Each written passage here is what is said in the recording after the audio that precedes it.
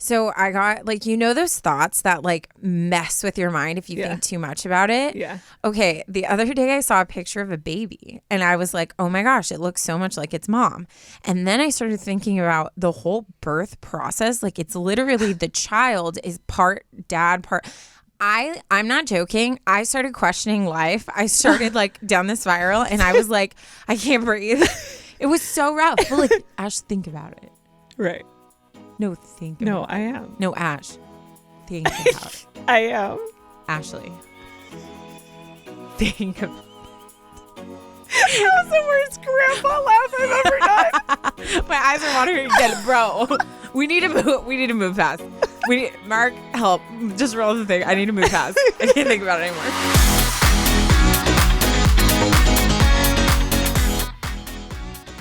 Today's episode is brought to you by Amazon Music. Amazon Music has more than 10 million free podcast episodes to listen to. But Amazon Music isn't just for listening to podcasts. They have thousands of music stations and top playlists to stream for free. And then my favorite part is with Amazon Music Unlimited, you can listen to any song, anywhere, offline with unlimited skips. I love their curated playlists. They have workout playlists that are fire and hype me up every time. If you've never tried Amazon Music Unlimited, now's a great time. For a limited time, new customers can try Amazon Music Unlimited free for 30 days. No credit card required. Just go to amazon.com/advicepod. That's amazon.com/advicepod to try Amazon Music Unlimited free for 30 days.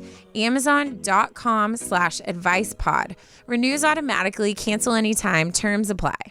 Today's episode is brought to you by Wondery, Even the Rich. Even the Rich starts with Mariah's rise to stardom when she used her extraordinary once-in-a-lifetime musical talents to escape a dangerous upbringing, only to find herself tied to music executive Tommy Mottola, the man who helped make her dreams a reality. After finally finding the strength to leave Mottola in 1998, Mariah stumbled and struggled to rebuild her career to prove herself and the world that she is truly the greatest singer of her generation. I love this episode so much because it showed the roller coaster of Mariah Carey's story and how she came to stardom. And I think it's just super interesting to hear celebrities' experiences like that. Listen to Even the Rich on Apple Podcasts, Amazon Music, or you can listen ad-free by joining Wondery Plus in the Wondery app. So shaving is something that if I'm honest, it's something that I kind of dread. I know you thrive with it, Ash. I love it.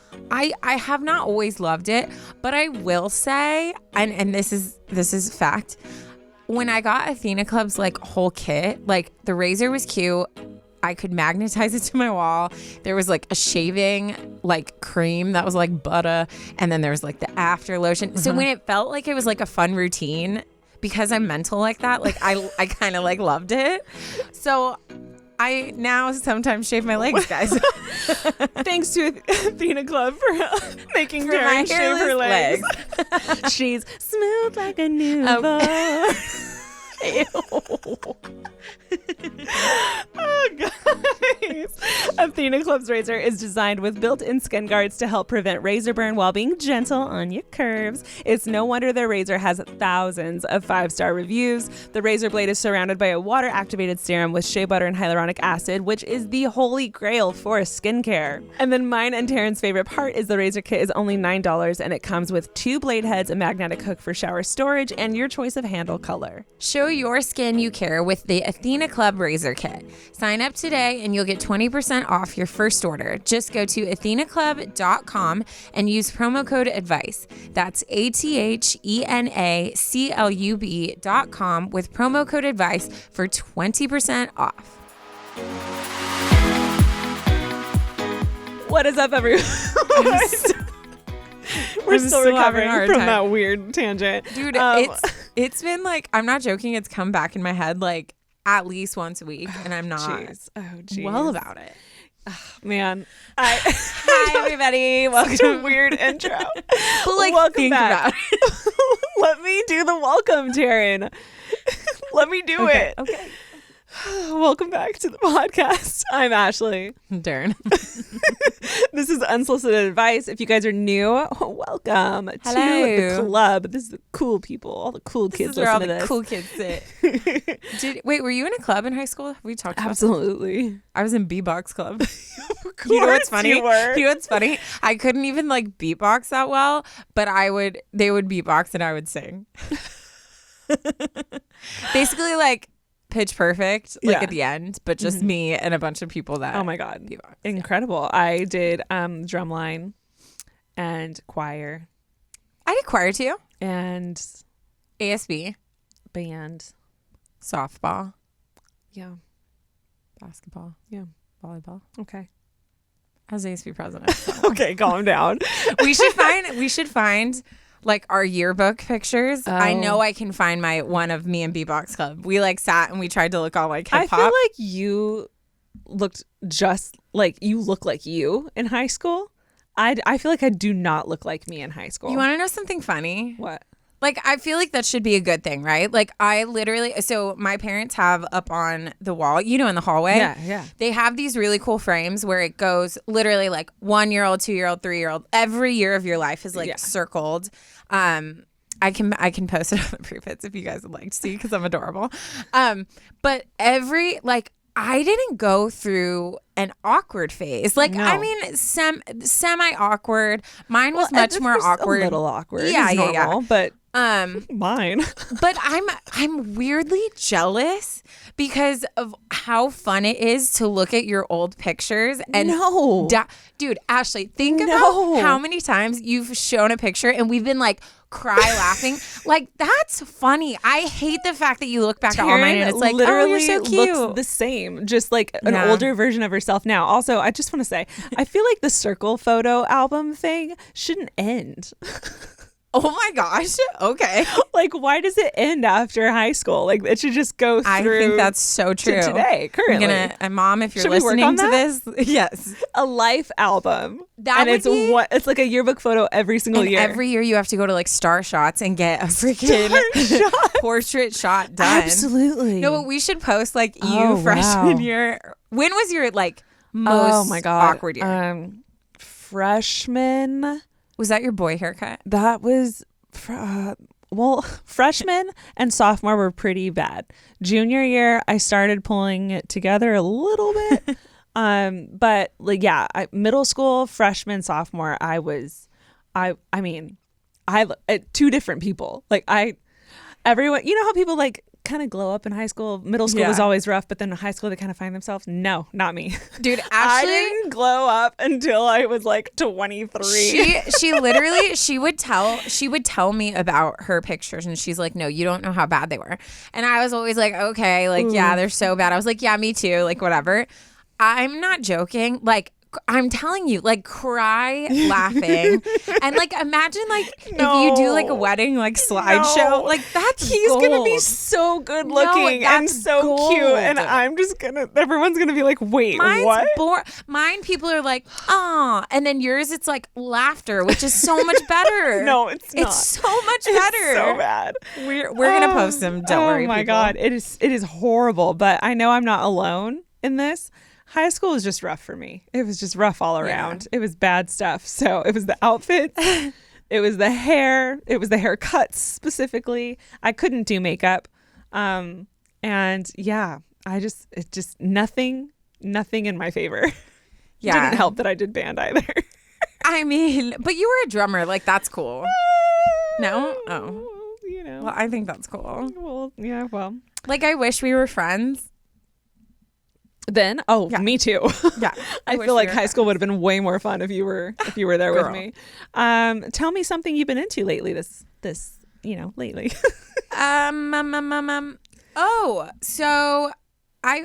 Okay. I have this weird thing. If I'm really into something, sometimes I avoid it. Wait, that's the exact opposite of what we were talking about in the last episode. Well, okay. In certain ways, right? Like, I'm talking specifically TV shows and movies. Okay. I have a weird thing where I'm so afraid of either something ending or something not being what I thought it was. So I think that's one of the reasons I love Legos so much, and people with anxiety do well with stuff like that, which the more I learn about myself, I think I'm very anxious, but it's very deep within, and I was not aware of it. You know what I mean? Till recently. So, Thank you, 2020. With Legos, you know what? Freak you, 2020. So with Legos, like, I love it because I know what it is. I get to build it, and it's like, no, there's not a lot of thought involved. It's just like fun for me. But with certain things like shows, so like Mandalorian came out, right? Mm-hmm. And cut to me wearing my Millennium Falcon shirt, which, by the way, I'm not joking. Like, if I walk in public, multiple guys will stop me and be like, dude, your shirt is so cool. Yeah. So I think I broke the code, you guys.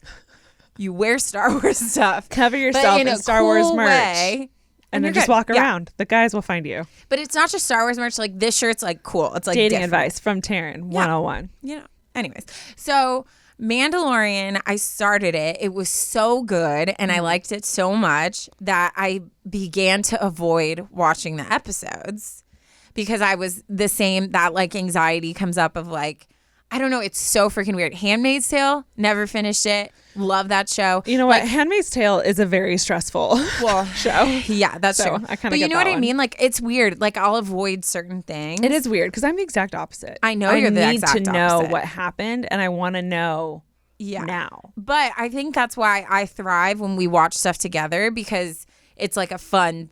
Anyways, so I finally finished Mandalorian. Okay. And the last episode freaking broke me. I was so confused because I was confused of where in the Star Wars timeline it was falling. Mm-hmm. And I have so many questions, and I have no one in my life because you're not going to help me. Right.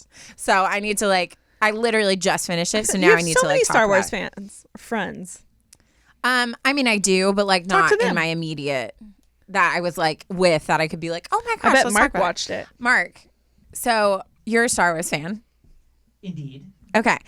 Did the last scene of the episode, can I just talk about it, Ash? No. But it's been out forever. If they haven't watched, they can just skip. Okay. Really? All right, ready? Yeah. Spoiler alert. If you haven't seen the last episode of Mandalorian Season 2. Season 2. Skip forward right now. This is now 2 a minutes. Star Wars podcast. I'm a step out. Okay. So to set this up, I thought someone had told me this show took place the very after all of the Star Wars movies had happened, right? So mentally that's what I was going in.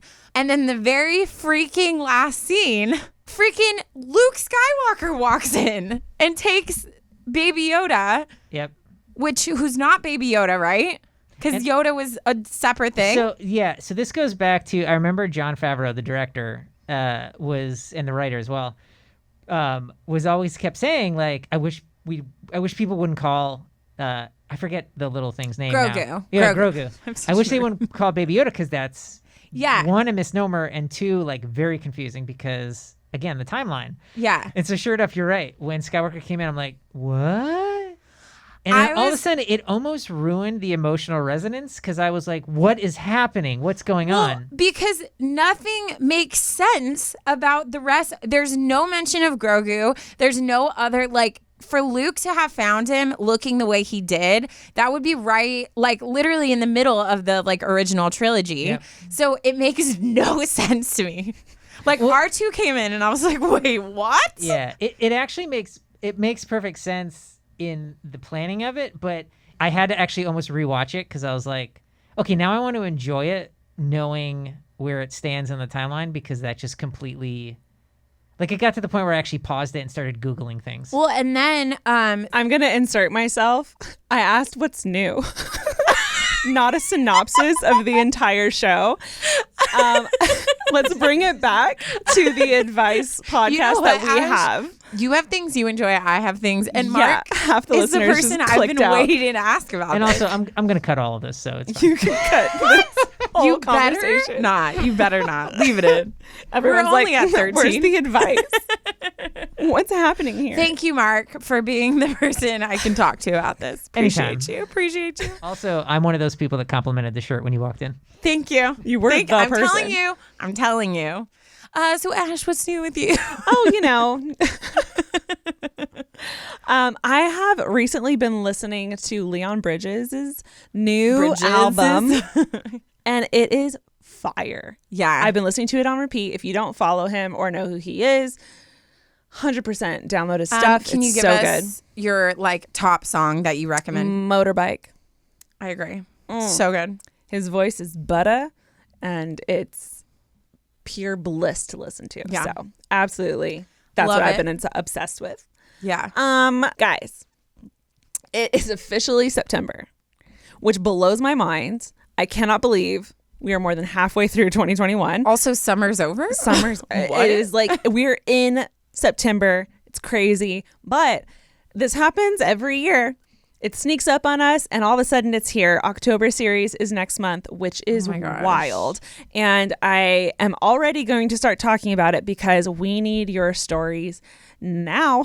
Yes, we do. Right now. If you guys don't know what October series is, if you like scary stories, you definitely need to go to all of our old October series from last year and the year before and binge those, because Taryne and I will talk about only scary stories for the entire month of October. It is so much fun. Yes. Taryne and I go so hard for the video promotions for those episodes. You guys send in some of the spookiest, scariest real life situations that have blown our minds. It feels like I'm in an actual movie every time I read it. Well, and that's what I was going to say. I think the difference is like, I think that they've understood that this is like, it's thematic, right? Like it's like, you write with details. Like think about as if you were reading it in like a low toned.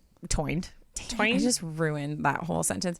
A low toned voice with music playing, and it's like you're putting us in the situation to really like bring it home. Yeah, if you're gonna sit down and write it, grab a thesaurus. Let's dive in. Yes, that is like the best part of it. I am not joking. I think it's like my favorite time of year. Yeah, October is the best time to be alive, in my opinion, period. I just love that whole season. But yeah, we are very stoked and very excited to be having our third October series on Unsolicited Advice. So if you have a scary story, or you know someone who has a scary story, I charge you with the duty of not only sitting down and writing your scary story, but if this is a friend of yours or a family member or whatever, take them out to coffee, get their story, and send it to us, because we need it for content for October.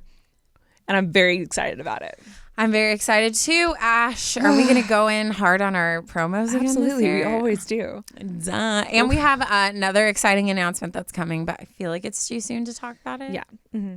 Okay, so just be ready. Follow us on Instagram, because you'll know before everyone else. Absolutely. If you do. Okay, we're going to dive in now to our favorite segment, Tearing It Up. This is the segment where you guys send in funny stories, and Taryne and I just get a good laugh at it. Love it. Let's dive in. Hi, wonderful ladies. After reading this back, I would prefer to stay anonymous. Stop. That is the best way to say it. I love how you worded that. That's so funny. After careful consideration. Yeah. After reading this and realizing how humiliating it is. Okay. This story was a pretty long time ago, but I didn't want that to stop me from writing in. I love that. Wow. I love that. Our hero. Mm-hmm. So here we go. I was in elementary school at the time and was obsessed with books. So I would take them with me literally everywhere. On one fateful day, I took Dork Diary number 9.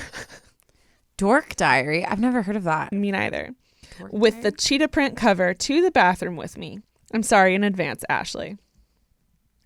I went and then proceeded to put my book on the countertop and then wash my hands. But I was so engrossed in the story, I ended up putting my elbow on the book to hold it down so I could continue to read. That's how into the story she was. I pulled up the... Oh. I've never heard of that. Yeah. So I'm going to paint a picture here. She's bent over with her elbow, holding the book open, washing her hands so that she can read. She's reading while washing her hands. She's doing this.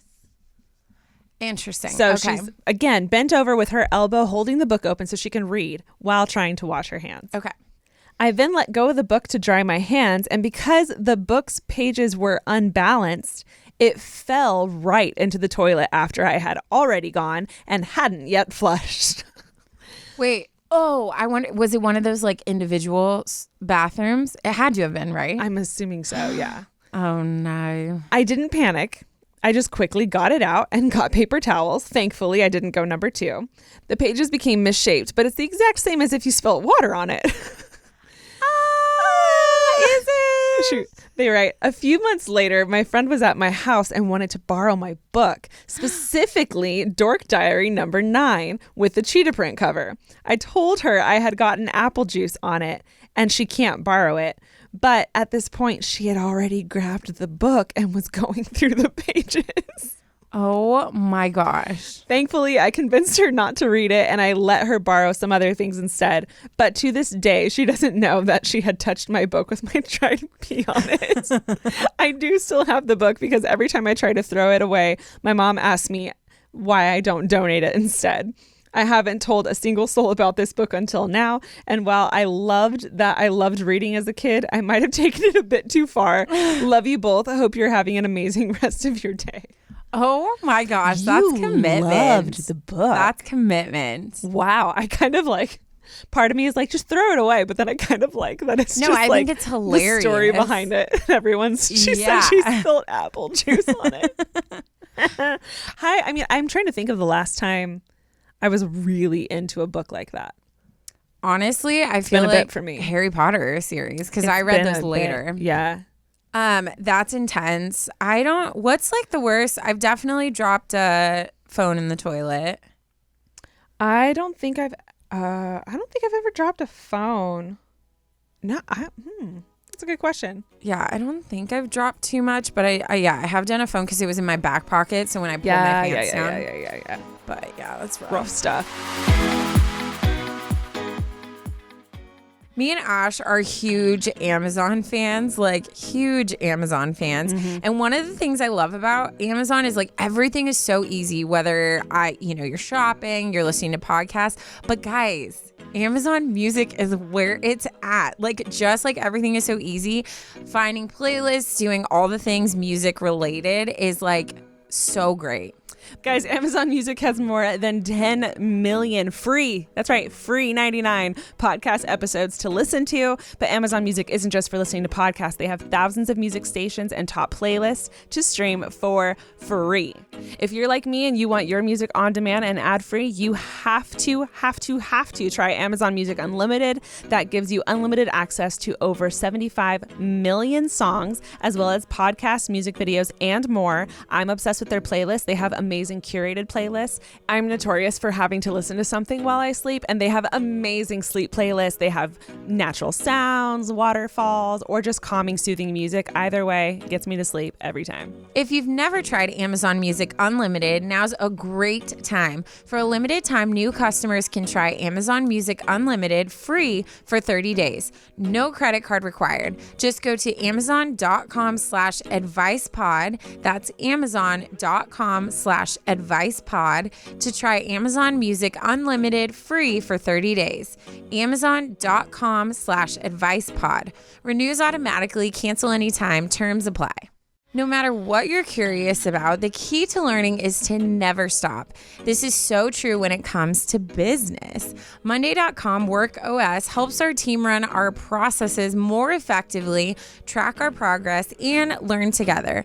Over 125,000 customers use Monday.com to communicate, collaborate, and help their teams win. Monday.com Work OS is a customizable platform that gives teams the ability to easily create tools they need and want for their work. Teams can create any workflow on top of Monday.com to manage anything they need, whether it's projects, processes, leads, client requests, or whatever your team manages. With Monday.com, teams are much more productive. They can automate tedious work in seconds, saving emails, meetings, and meetings about emails. It's easy to plan projects, update statuses, give feedback, and decide next steps all in one place. That saves tons of time and human error, which leaves you more time to focus on the work that you love. I love how organized this is. And I mean, group projects in school were the worst. And if we had had this, I feel like it would have been a breeze.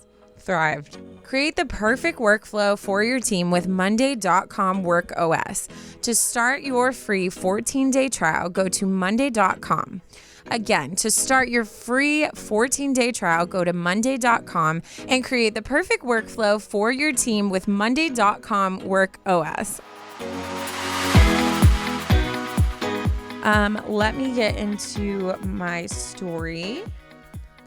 This one is called Moving for Love and Possibly Regretting It. Oh. Well, whoop, there it is. Okay. Hey, Ashley and Taryne. Okay. Hey. Guys, I thought we had an agreement. Can I just say I love your podcast. Listening to you two feels like I'm hanging out with a couple of very wise friends. Wise? I'd suggest settling in. This might be a long one. Honored. It's really not. Honored with the wise. I am very wise. I mean, that's going to go straight to my head for the rest of the day. We're smart. We're sophisticated. Okay. We is kind. We is kind. We is okay. smart. My name is Jillian, and yes, you can say my name. In 2019, I met my partner while traveling in Nepal. He's from the UK, and I'm from Canada. We fell in love, and since then, we've been in a committed long-distance relationship. Luckily, we had been able to see each other every 2 to 3 months, which kept our relationship thriving and full of love. We both learned how to become excellent communicators, and I would say that for the most part, distance made our relationship stronger. Unfortunately, the pandemic threw a wrench in our life plans. The last time he and I were together was in January 2021, and that was 7 months ago. During this time apart, I went through many big life changes. I finished culinary school, moved across the country on my own, and got my dream job working at an outdoor winery. Girl, you're on fire. I know. Not only that, but I also met a girl who made me feel all the things my partner used to make me feel. Throughout this time, my partner and I were doing everything we could to keep our relationship going. We decided that it would be best if I moved to the UK since coming to Canada wasn't an option for him back in May. Long story short, I got my visa, booked a plane ticket, and left everything I knew behind to start a new adventure in the UK with him. However, 7 months apart still does a number on a relationship, and now that I'm here, we're not the same. He used to make me feel so alive, happy, and like I could trust myself. But now I find myself counting the minutes until he goes to work so I can be alone again. I'm trying not to jump to conclusions because I'm sure that we need time to heal from 7 months apart. I've brought up these feelings with him, and he's very understanding and willing to work on our relationship. But I can't help but feel like we've grown apart. Maybe our time together is over. Our life goals don't align anymore, and I feel like I've made a big enough sacrifice that I shouldn't have to make the next one. It breaks my heart to think about my life without him in it, but at the same time, I wonder if I need time alone for me to blossom. Any advice that you have would be greatly appreciated. I'm feeling very lost. Cheers, Jillian. Jillian. Ugh, that gives me so much anxiety. I mean, that's a hard position. That's a huge, and she dropped everything, left everything, and isn't there now. I'm curious how much of, sorry, this is me just diving right in. I'm curious how much of the move and her having left everything that she'd worked for is playing a part in her feeling. Oh, I'm sure it's part of it. Any sort of way towards him. Not like I don't want to outright say you might be resenting him, but it kind of sounds like it could very well not be the relationship itself, but the fact that you feel like you were the one who had to leave to do this. Does that make sense? Oh my God, totally. That's how I feel like I would feel that way. I mean, can you I don't think you guys know each other in like a tangible way. Yeah. In regards to like, if you were only seeing each other every 2 to 3 months, I'm sure it was only for what, like a weekend, a week? Like, it's not like you were spending like months together. Mm-hmm. So when that happens, it's very like honeymoon-esque, right? Like you haven't seen each other for 3 months. So you're going to plan all this stuff. You're going to be so excited, taking advantage of every minute with them because they're going to leave and you're not going to see them again for a while. Yeah. So I think that you guys didn't even have a chance to transition into what a relationship would look like when you're consistently together. Yeah. Not only that, but now you're with each other 24/7, which is literally the exact opposite of how it's of been how it this whole time. was. So that's a huge change. And then to add on top of it what you were saying, like new job, your friends are over there, your family's over there. That's a lot of stress to put on a relationship that doesn't have that physical we're with each other all the time foundation. Yeah, and you guys both mastering communication like while apart doesn't mean that you've mastered communication in person. Like there's so much nonverbal stuff that goes down and eye contact that happens in person that just isn't needed or used in any way when it comes to talking online or texting or phone calls and stuff like that. So this is, I feel like you very much need to treat this like a brand new relationship. Yeah. And not throw away what you have taught yourself in the past with each other, but kind of like set it aside, because what you were doing to help your relationship survive in the past isn't going to help your relationship survive now. Yeah, it's fully different. Like two completely different strategies for a healthy relationship. Go ahead. I think it's very interesting because, I mean, of course, I'm going to relate this to me and my true love, Ashley, because for life, you know. But what was our one area that struggled when we moved in together? Yeah. Communication. Yeah. Like there was so much more distance between us. I was feeling so neglected and like all this stuff, where Ashley was like, well, we're with each other all the time. Like, why do we need to like plan to hang out, or why do I need to tell you about my day because you were like in the other room? Yeah. And that was our biggest area to overcome. It's probably going to be my problem when I get married one day. It is, but you know what? He'll have me. I'll be like, look, just let me know when you're struggling. I'll tell you what to say. It's fine. And also my brother went through this he dated a girl and their relationship started long distance, and they dated for 4 years, being him living in Arizona, her living where we live. And same thing, like there was so much communication. It was great. And they were so excited to be in the back in the same area. But then it was really hard for them to find their new normal, right? Yeah. Because then it would be like, well, I want to be with you all the time, but then I have other stuff going on. It was hard for them to find what their relationship looked like in a new area. Because and their normal before included a lot of like their own self-time. Yeah. And I can't imagine what it would have been like if they just immediately moved in together.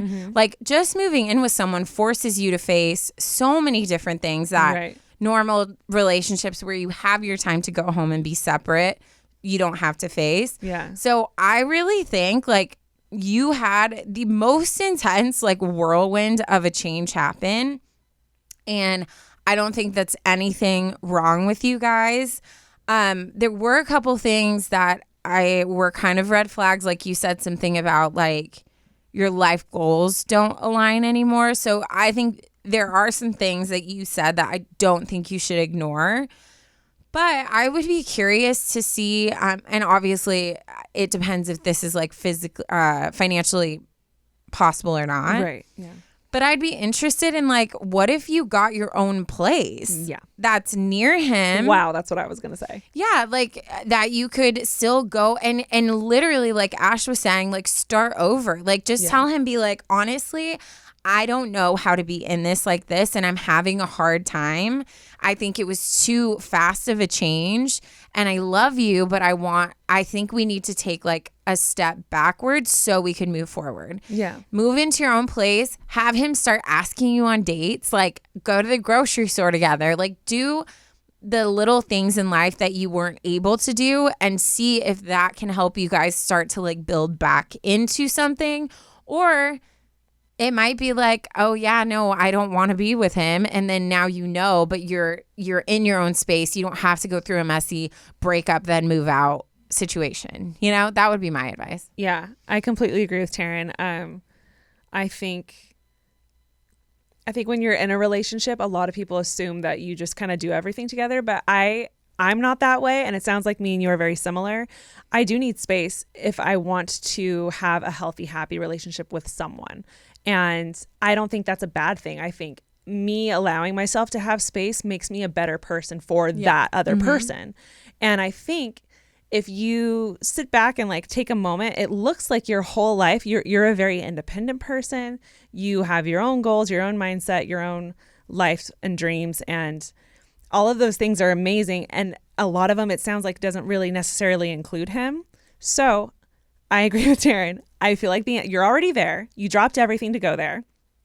I'm not saying move back home. I agree with Taryne. I think you need your own place. Mm-hmm. And I think you need to reevaluate your relationship from that distance and see where you guys end up. Yeah. And I think you should talk to him about this because he sounds very supportive and easygoing. And you said that he said he was willing to work on stuff. So Yeah. I feel like if you bring this up to him and you're just like, hey, I'm having a hard time. I'm not worried about us right now. I'm worried about like me feeling stuck here.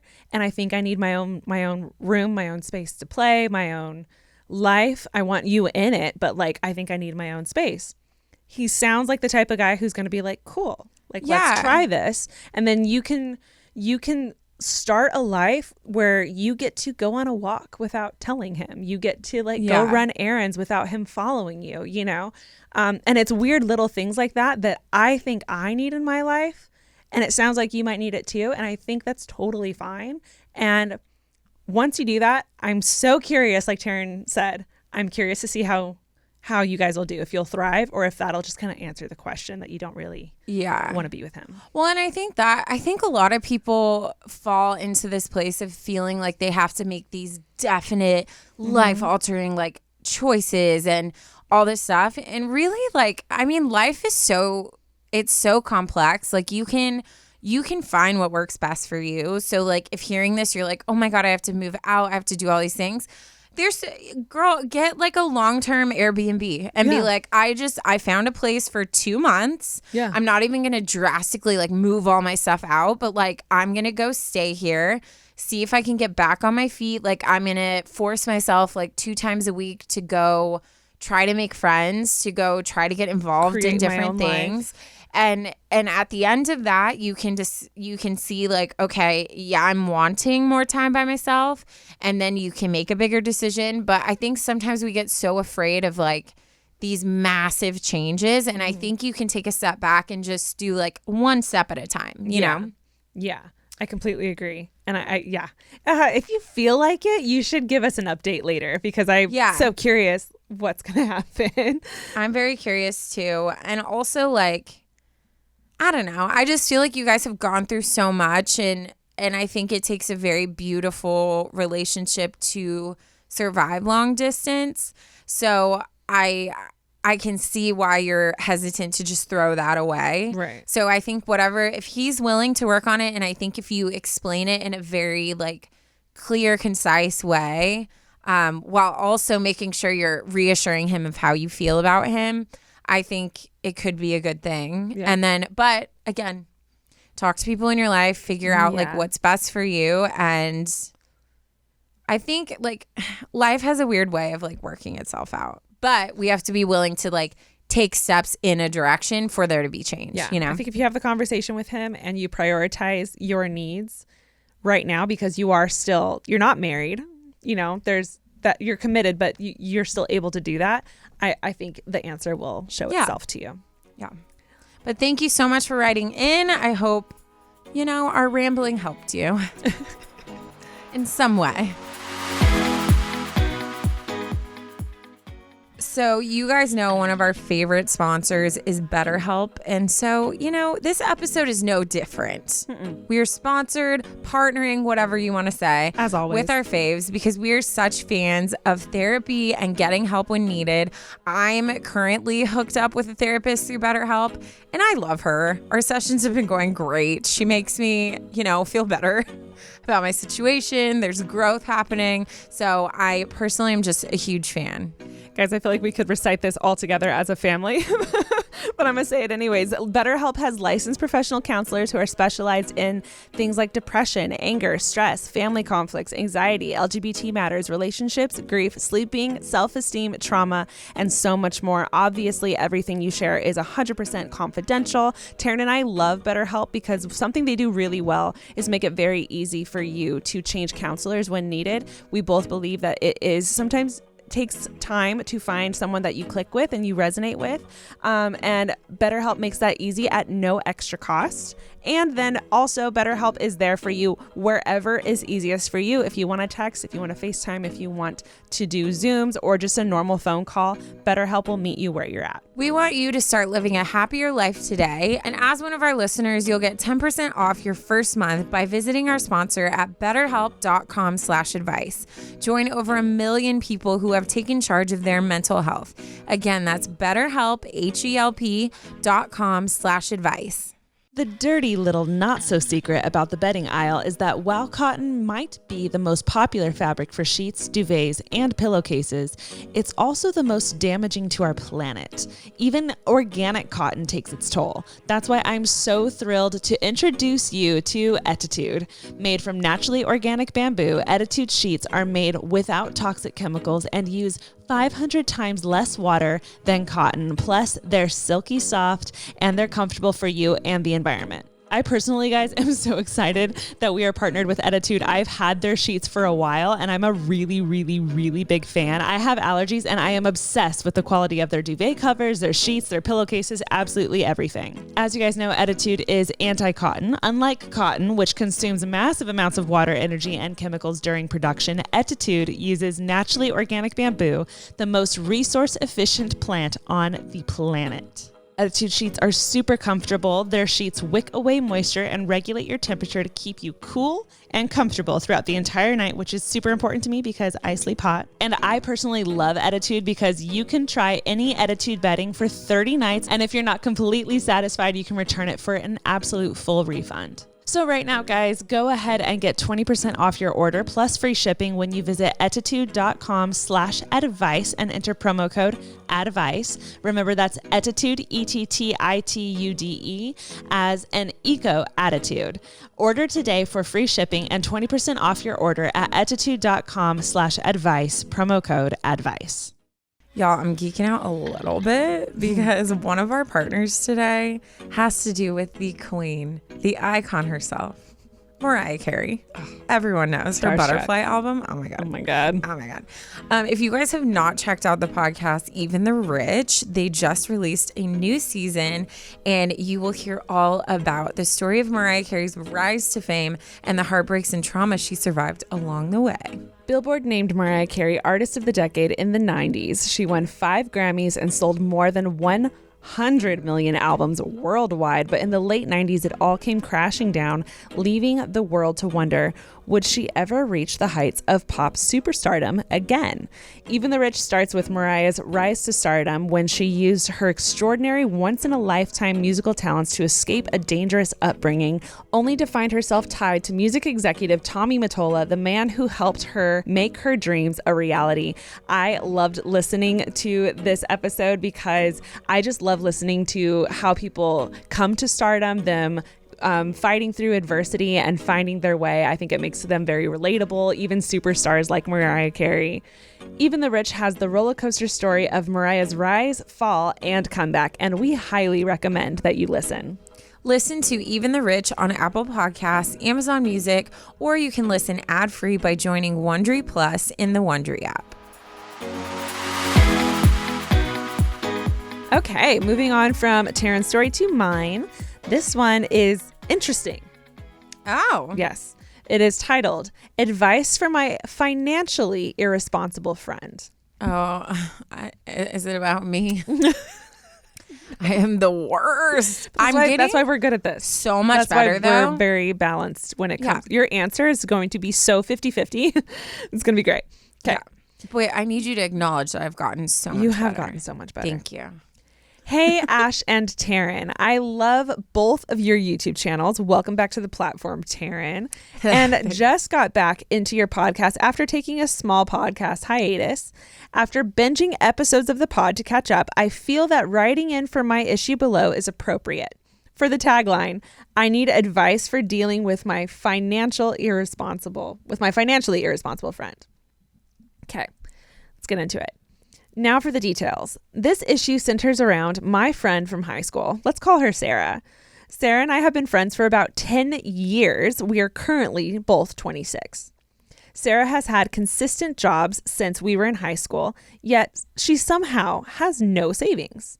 And I mean absolutely none, and tons of credit cards and student debt.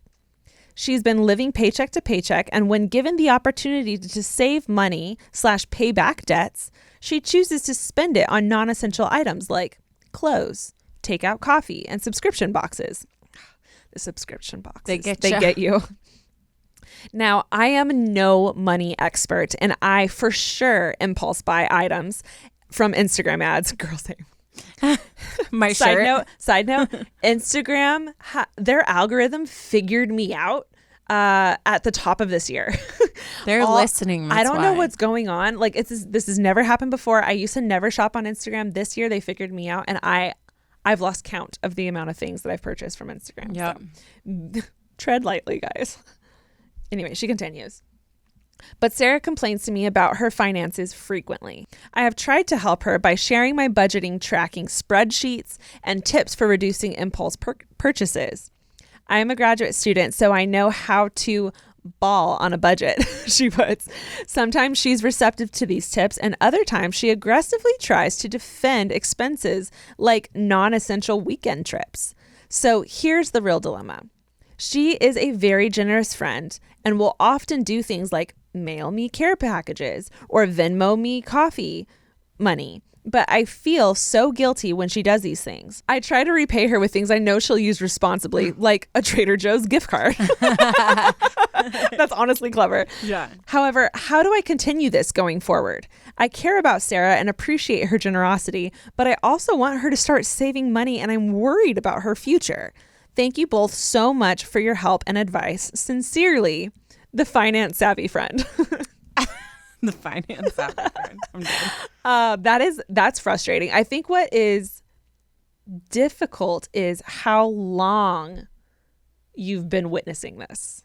Because she says they've been friends for 10 years. I think for me, it's that, but it's also the fact that she's expressed she needs help and then gets defensive, which I can relate to too. Even like there's been times with you where I'm like, 1 second I'm like, yeah, I want help. I want you to motivate me. And the other I'm like mentally weak and I can't take any criticism whatsoever. Right. So I think that's where it's like a hard balance of, okay, like I want to help you, but you're not accepting the help I'm giving. Yeah.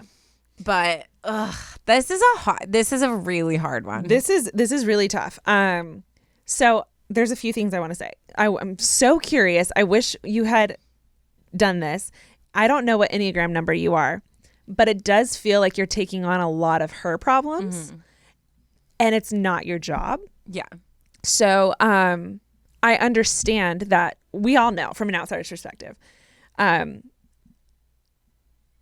having no debt and having a savings equals a secure and safe future.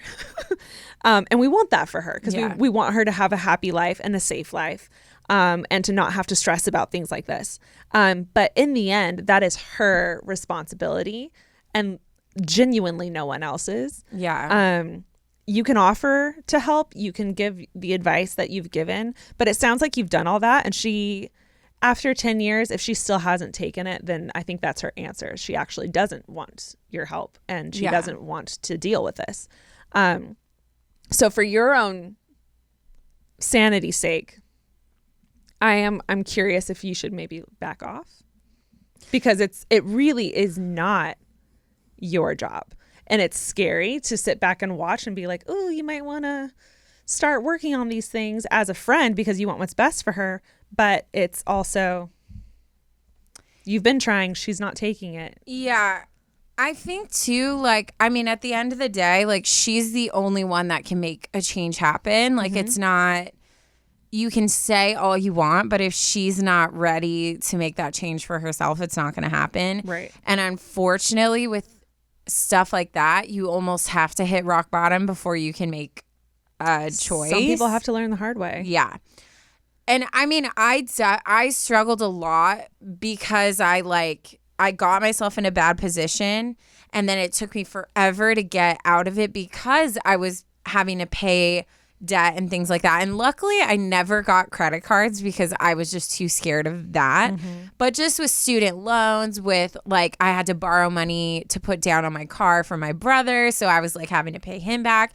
And it became very much like every paycheck was gone before I even like got to touch it.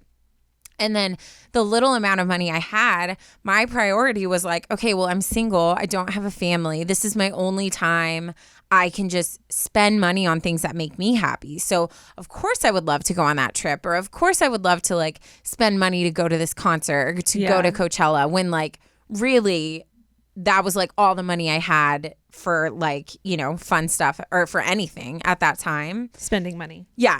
So I was able to trace back, like, not only am I bad at money, or just like my mentality was very just like nonchalant at that time, but I was also working towards paying bills and things like that. And so I can see your frustration of like, okay, you say you have these money problems, but you keep getting credit cards, you keep not paying your bills, which is going to make your payments higher because you're going to get penalized. So it's like you're literally watching her bury herself deeper and deeper into a hole.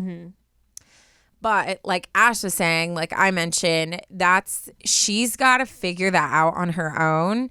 And I don't think you should ignore the type of person you are fully. Like if that's just who you are, the type that offers help, I would just be careful about how you do it, because and how much help. Yeah, like for me, like if I kept giving advice and it was being ignored, like that would start to take an effect on me. Well, and how much of your time are you sitting here trying to make a budget plan for your friend? Yeah. You know, when you shouldn't be wasting your time on something that she doesn't want. Yeah. And so I would say I mean, we've mentioned it so many times, you always ask permission before, right? So like I would just, if you feel like you want to share something, or if she's complaining about it, be like, hey, do you want my advice? Like, can I give you a piece of advice? And then you can continue to pour into her. But you have to balance out like how much like effort, or how much like you're getting attached to it. Like, are you getting pissed off every time you see her spend something? Yeah. You're probably a little too close, you know? Yeah. Because that's what I picture in my head. Yeah. If I was advising you on something, literally anything, and I see you doing the opposite, I'm going to start resenting you because of how much time and energy I poured into that. Yeah, you take I'm it gonna personal. be like, wait, I thought me and you made this whole plan, and here you are ordering Chinese takeout. Yeah. What happened to the plan? I start getting my feelings hurt because I'm like, I worked so hard on that budget plan and you're not using it. No, you know? for sure. I think too, like you can be strategic about like if you are like, oh, she keeps spending money on me. Like maybe just the next time she brings finances, be like, okay, can I be honest with you? Like you are so sweet in how you always buy stuff, but be like, I really don't need that. Like for me, like you just being like, hey, can I come over and like spend time with you? Like I would rather you do that than send me money for coffee, because like that is not like how I feel loved. Like you can be strategic about how you talk to her about stuff like that. I do think it's great that she Venmos when you know, pay for something or whatever. But maybe just like outright decline it. Just be like, no. Can you do that? Yeah, you can decline a payment. I didn't know that. So my friend just did that to me recently. So yeah, I would just outright be like, no, like my treat. Yeah. You know, and just kind of push that every once in a while.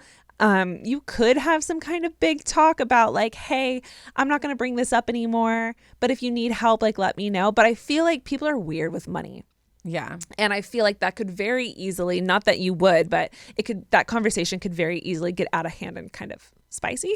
So maybe what I would do is similar to what Taryne was saying, is I would just kind of from now on, not bring it up, not mention it. If she brings it up on her own, do exactly what Taryne said. Be like, do you want to know? Yeah. Do you really want to know what I have to say about it? Or do you want me to not really give an opinion? Because there's been multiple times where I've heard people bring something up and it's like, well, I have words to say on this, but should I say it? I don't know. And so giving her that option of, do you want actual criticism or do you want me to just be like, oh, that sucks, I'm so sorry, you know?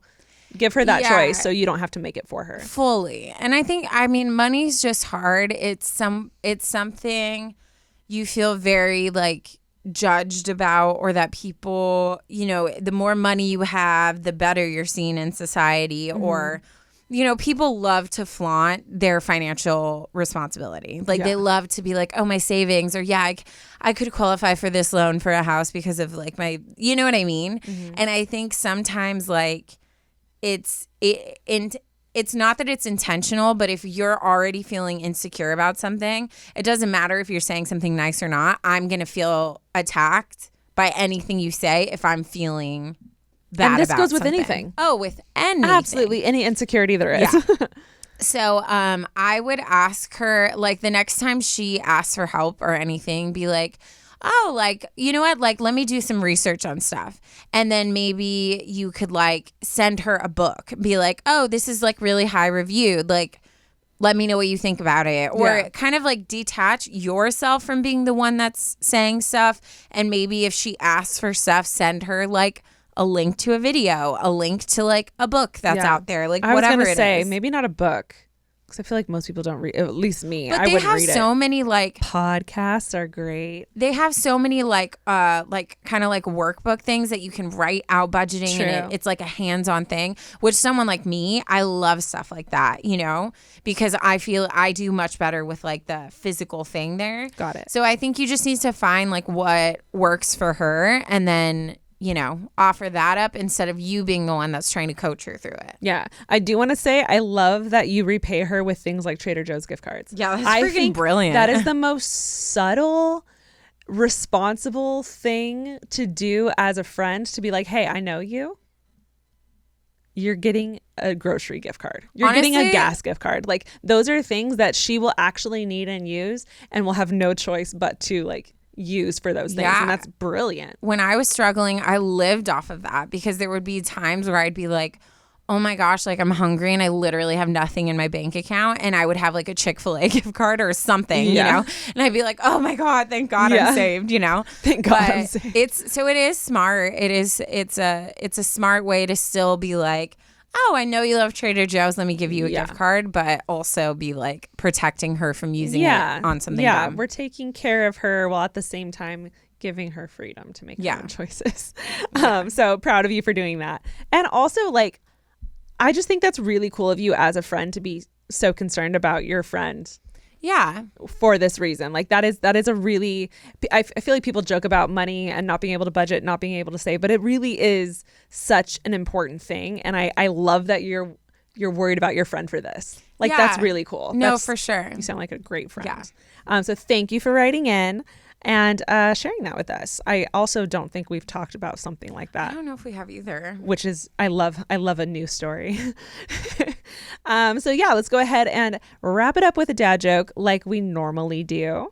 Taryne is still, you know, just flipping through her dad book that I got her for Christmas. Yes, I am. I will be for the next few years. Just kidding. Okay. Ready? Yes. You got to pay attention. I'm ready. I'm focused. I asked my wife what she wanted for Christmas. She said nothing would make me happier than a diamond necklace. So I gave her nothing. No. And now you're in a fight. And now you're getting a divorce. And it's over.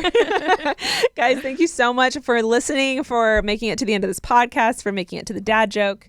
We love you guys so much. We're so excited because October series is around the corner, and it's the best time to be alive. Be sure to follow us on socials, like, rate, review, share, all the subscribe. things. Yeah. And we'll talk to you guys later. Love you all. Bye.